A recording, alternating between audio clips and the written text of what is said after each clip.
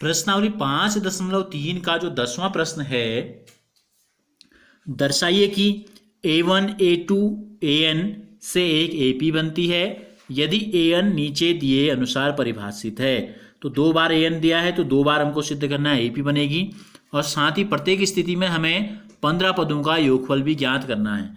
तो हम ले लेते हैं पहला, देखो AN का मतलब है nवां पद, और किस में दिया है, उत्तर हमें दिया है n में। तो क्या करेंगे, जब हम n के स्थान पर 1 रखेंगे तो ये हमको प्राप्त हो जाएगा पहला पद। क्या प्राप्त हो जाएगा, 3 धन 4 बराबर 7। तो ये हो गया प्रथम पद। ठीक है, अगर n की जगह 2 रख देंगे तो क्या हो जाएगा, देखो 4n का मतलब 4 गुणा n है तो 2 रख देंगे। तो ये क्या, 3 धन 4 दूनी 8, 8 3 11। आप चाहेंगे तो यहां पर रख सकते हैं n बराबर 2 रखने पर, यहां लिख देंगे आप n बराबर 1 रखने पर। तो पहला पद पता चल गया, दूसरा पद पता चल गया। तो कम से कम AP सिद्ध करने के लिए हमको कितने पदों की जरूरत होती है, 3 पदों की जरूरत होती है। फिर A प्लस 3 की जगह 3, धन की जगह धन, 4 की जगह 4, n की जगह पर हमने क्या रख दिया, 3 रख दिया। तो ये हो गया 3 धन 4 3 बार यानी कि 15। तो यानी कि हमको पहला पद पता चल गया, दूसरा, तीसरा और nवां पद हमको दिया है। तो हमको सिद्ध करना है कि AP बनाते हैं। AP कब बनाएंगे, जब इनका सार्वअंतर एक जैसा होगा। तो पहला पद हमारा कितना है, जांच कर लेते हैं। पहला पद आया 7, दूसरा पद आया 11, तीसरा पद आया 15, और nवां पद तो वही है जो हमको दिया है। तो पहला सार्वअंतर निकालो D1। क्या करते हैं, A2 में से A1 को घटाते हैं। देखो 11 में से 7 घटाया कितना आएगा, 4 आ गया। दूसरा सार्वअंतर D2 निकालते हैं, 15 में से 11 घटाओ कितना है, 4। तो चूंकि D1 व D2 बराबर हैं किसके, 4 के, इसको हम D कह सकते हैं सार्वअंतर। इसलिए 7, 11, 15 डैश डैश डैश 3 धन 4n, और ये एक AP है। हमें सिद्ध करना था कि A1 A2 AN जो भी हमको दी गई है ये AP बनाती हैं। अब उसके बाद हमसे कहा था साथ ही प्रत्येक स्थिति में 15 पदों का योगफल ज्ञात करना है। तो क्या निकालेंगे, S15। 15 पदों का योगफल क्या होता है, S15 क्या हो जाएगा, सूत्र लगाएंगे हम n/2 2a plus n-1 into D।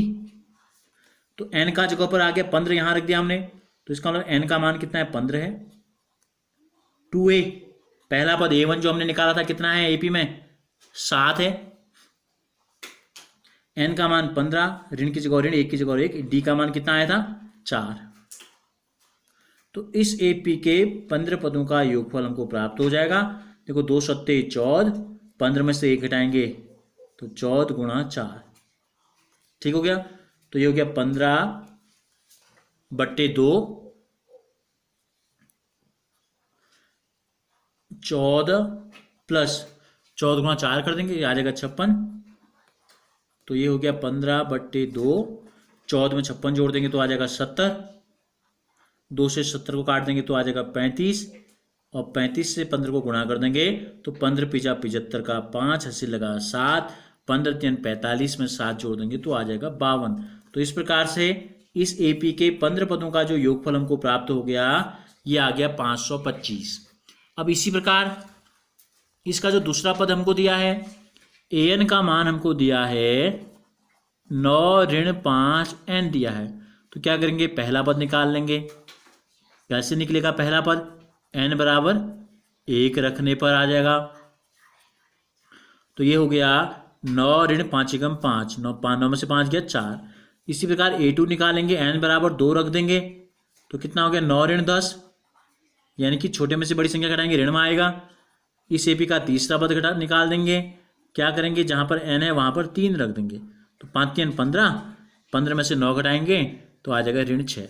तो क्या बने, पहला पद आया देखो, या D1 D2 भी निकाल लेते हैं सीधे, या लिख लेते हैं, चलो पहले लिख लेते हैं A1 A2 A3 AN, ये AP बन रही नहीं, इस क्रम में लिख लेते हैं। पहला पद आया 4 कॉमन लगा के, दूसरा पद A2 आया ऋण 1, तीसरा पद आया ऋण 6, यहाँ nवां पद हो जाएगा 9 ऋण 5n, और इसी प्रकार अन्य पद इसके चलते रहेंगे। अब हमें जांच करनी है कि ये AP है या नहीं है। तो क्या करते हैं, AP के लिए क्या निकालते हैं, D1 और D2 निकालते हैं। देखो पहला D1 निकालेंगे, दूसरी संख्या में से घटाएंगे पहली संख्या को, तो कितना हो जाएगा, ऋण 1 ऋण 4 ऋण 5।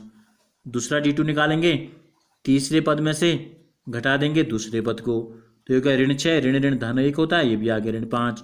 चूंकि पहला सार्वंतर और दूसरा सार्वंतर दोनों बराबर हैं और दोनों का जो मान है ऋण 5 के, और इसको हम कॉमन डिफरेंस D मान लेते हैं। अब हमें इस AP के 15 पदों का योगफल बताना है। तो सूत्र अभी हमने इससे पहले सवाल में लिखा था, क्या हो जाएगा, 15/2 2a का मतलब क्या है, पहला पद कितना है 4 प्लस n-1, तो यानी कि 15 ऋण 1 हो गया और D का मान हो गया ऋण 5। कितना आ गया, 15/2, 2 छक्को 8, 15 में से 1 गया 14 ऋण 5। क्या करेंगे, हल कर लेते हैं। और 15/2 8 धन गुणा ऋण ऋण 14 पंजे होता है आपका 70। अब घटा देते हैं 15/2, 70 में से 8 जाएगा तो क्या आएगी संख्या, ऋण में आएगी 62। ठीक है, 2 से काट देंगे 62 को, ऋण 31 आ जाएगा। और 15 गुणा ऋण 31 हो गया, हमको प्राप्त हो गया 15 गुणा ऋण 31। एक संख्या धन में है, एक संख्या ऋण में है, गुणा करेंगे ऋण आएगा, 15 कम 15 का 5, हासिल लगा 1, 15 3 45 और 1 46। तो इस प्रकार हमको इस AP के 15 पदों का जो योगफल प्राप्त हुआ ऋण 465 प्राप्त हो गया। 11वां जो प्रश्न है, यदि किसी AP के प्रथम n पदों का योग 4n ऋण n की घात 2 है, तो n पदों के योगफल को हम क्या लिखते हैं, SN लिखते हैं, सम ऑफ n टर्म्स।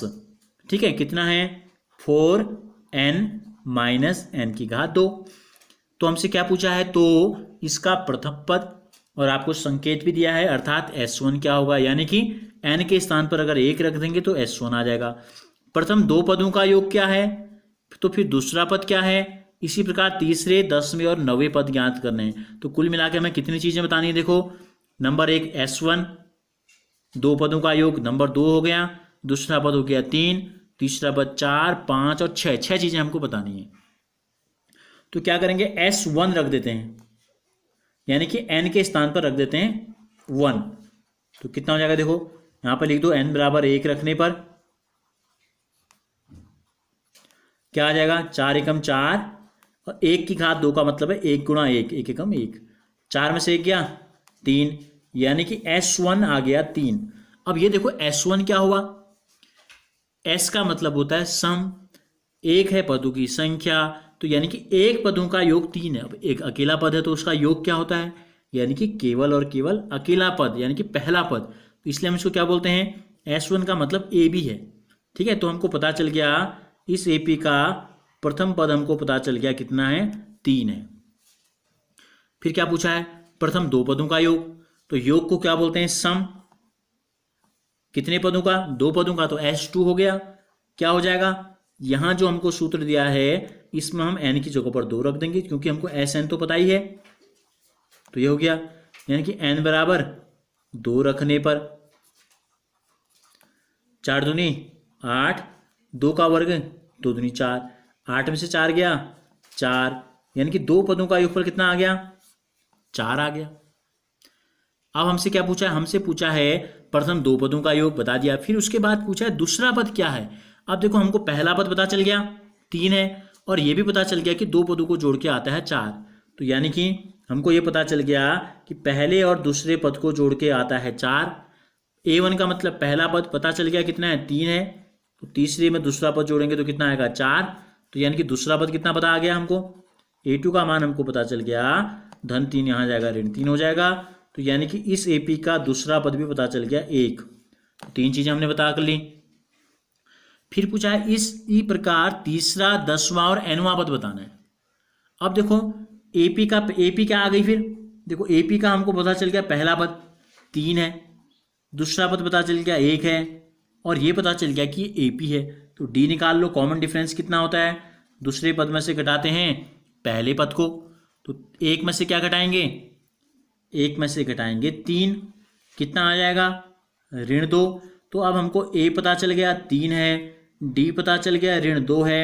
तो हमने आपको पहले भी बताया है, अगर किसी एपी का प्रथम पद आपको पता चल जाए और उसका कॉमन डिफरेंस डी पता चल जाए तो उस एपी का किसी भी नंबर का पद ज्ञात किया जा सकता है। तो इसका क्या बताना है, हमें तीसरा पद बताना है। इस एपी का हमें बताना है तीसरा पद A3। क्या होता है A3, A प्लस 2D। ए तो होता है ये सब में, डी कितने होते हैं, एक कम। ए का मान कितना है 3, 2 की जगह 2, डी की जगह रख देंगे -2। तो कितना हो जाएगा 3 धन गुणा ऋण ऋण 2 दूनी 4, 3 में से 4 गया -1। तो तीसरा पद कितना आ गया -1। फिर कौन सा पद पूछा है, 10वां पद पूछा है। इसके बाद हमसे पूछा है 10वां पद, तो क्या करेंगे A10 निकाल देंगे। क्या होगा A प्लस 9D। ए का मान कितना आया है 3, डी का मान आया है -2। तो ये हो गया 3 धन गुणा ऋण ऋण 9 दूनी 18, 3 में से 18 घटाएंगे तो -15 हमको प्राप्त हो जाएगा। तो इस प्रकार से हमको 10वां पद भी पता चल गया। और इसी प्रकार तीसरे 10वें और nवां पद बताना है। अब n का मान तो पता नहीं है, n की जगह पर हमें n ही रखना है। तो nवां पद क्या होता है, a plus n minus 1 into D होता है। a का मान रख दो 3, n की जगह n, ऋण की जगह ऋण, 1 की जगह 1, डी का मान आया है हमारा -2। तो ये हो जाएगा 3 धन ऋण 2 से अंदर गुणा कर देंगे तो ऋण 2n, ऋण गुणा ऋण धन 2 एकम 2। तो 3 धन गुणा ऋण ऋण 2n और धन गुणा धन धन 2, 3 में 2 जोड़ो 5 ऋण 2n। तो इस प्रकार nवां पद जो हमको प्राप्त हो गया ये हो गया 5 ऋण 2n। तो देखो कुल चीज़ हमको बतानी थी 6, nवां पद, 10वां पद, ठीक है। यहाँ हमने निकाला था तीसरा पद, दूसरा पद, 2 पदों का योगफल और S1 यानी कि पहला पद 3। तो सारी चीज़ें हमने जो हमसे पूछी गई थी वो हमने ज्ञात कर ली। तो इस प्रकार से अगर आपको SN या AN दिया होगा तो इस प्रकार से आसानी से n का मान रख के हम AP को ज्ञात कर सकते हैं।